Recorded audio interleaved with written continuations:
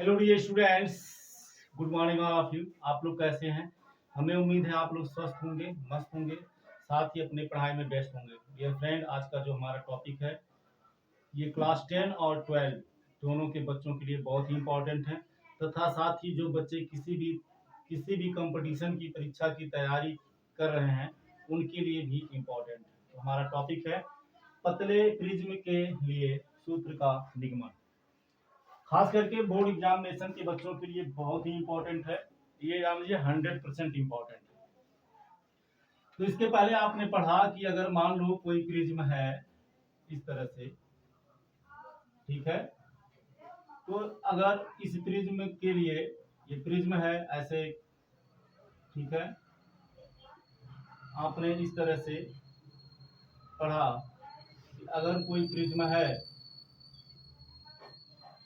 इस तरह से, ये प्रिज्म का कोण ए है, ये बी है, ये सी है, ये आई है, ये भी आई है, ये आर है, ये आर है, ठीक है। तो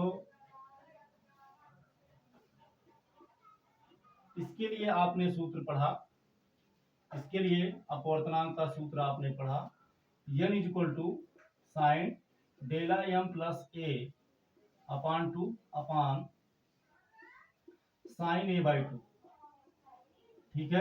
ये आप इसके पहले पढ़ चुके हैं और इसका वीडियो मैं भी अपलोड कर चुका हूँ, जिसका लिंक मैं इस वीडियो के डिस्क्रिप्शन में डाल दूंगा, आप वहां से देख सकते हैं।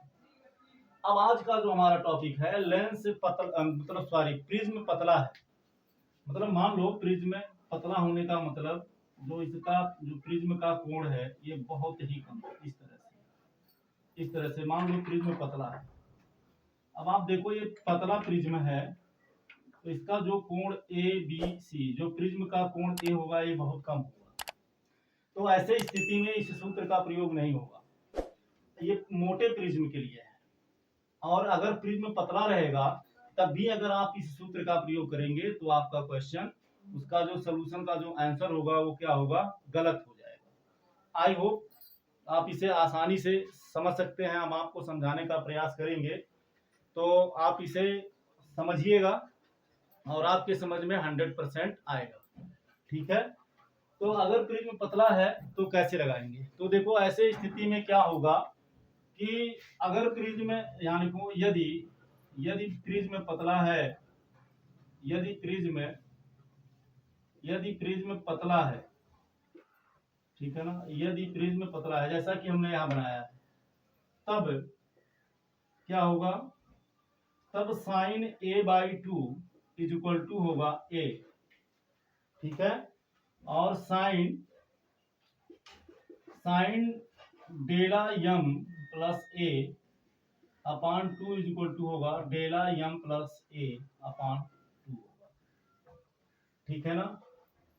तब क्या होगा, तब लिखेंगे, इसलिए n बराबर साइन को हटा देंगे और इसके sine delta M plus A by two की जगह पे डायरेक्ट लिखेंगे delta M plus A upon two upon sine A by two की जगह पे डायरेक्ट हम क्या लिखेंगे, ए बाई टू लिख देंगे। तो ये टू ऊपर चला जाएगा, इसका मल्टीप्लाई इसमें होगा, तो ये आपको क्या मिल जाएगा, ये आपको मिल जाएगा n is equal to 2 into delta M plus A upon 2 into ए।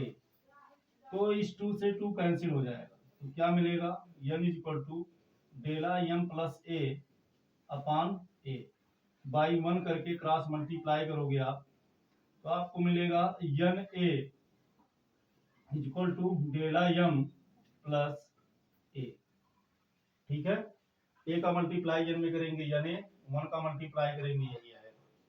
अब क्या करो, ए को इधर ले आओ, पक्षांतर करोगे तो मिलेगा n A minus A is equal to delta M, या यहां से ए को कॉमन ले लो, ए को अगर आप कॉमन ले लोगे तो यहाँ क्या मिल जाएगा, n minus one is equal to delta M. तो ये हो गया आपका सूत्र, या इसको आप लिख सकते हो delta M is equal to A into N minus 1। अब यहाँ आप लिख दो, जहां डेला एम बराबर अल्पतम विचलन कोण, अल्पतम विचलन कोण, ए बराबर प्रिज्म का कोण, और एन बराबर प्रिज्म का अपवर्तनांक। ठीक है, एन बराबर प्रिज्म का अपवर्तनांक। तो ये हो गया आपका सूत्र। आप इसका स्क्रीनशॉट ले लीजिए और इसे आप ध्यान से देख लीजिए और इसे आप 2 बार 3 बार 4 बार लगाने का प्रयास करिए, क्योंकि इसको आप जितने लगाएंगे उतने आपके समझ में आएगा। और पतले प्रिज्म के लिए ये सूत्र है जो कि बहुत ही आसान है। और अगर प्रिज्म मोटा होगा, कहने का मतलब प्रिज्म का कोण ए का मान जैसे 30 डिग्री, 40 डिग्री, 60 डिग्री, 90 डिग्री है, तो हम इस सूत्र का प्रयोग करेंगे इस कोण का मान। और अगर प्रिज्म पतला होगा तो प्रिज्म का कोण बहुत कम होगा, जैसे एक प्रिज्म के कोण का मान 7 डिग्री हो गया, 8 डिग्री हो गया, 5 डिग्री हो गया, 6 डिग्री हो गया, तो प्रिज्म इस तरह से पतला हो जाएगा। तब उसके जगह पे ये सूत्र देखेंगे। बहुत ही आसान है, आप देख सकते हैं, कॉमन सेंस की बात है। थोड़ा सा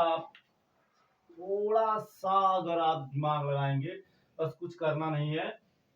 sign delta M plus A by 2 की जगह पे delta M plus A by 2 लिख देना है, साइन ए बाई 2 की जगह पे ए बाई 2 रख देना है, फिर इसको सॉल्व कर देना है और ये सूत्र आपको मिल जाएगा। अगर आप न्यूमेरिकल आता है तो इस सूत्र पे लगा सकते हैं। अब अगर मान लो निगमन करने के लिए आ गया, पतले लेंस के लिए सूत्र का निगमन कीजिए। आप पतले प्रिज्म के लिए सूत्र को स्थापित कीजिए, तो आप इसे आसानी से कर सकते हैं। आई होप आप इसे समझ गए होंगे। थोड़ा सा कॉमन सेंस की बात है।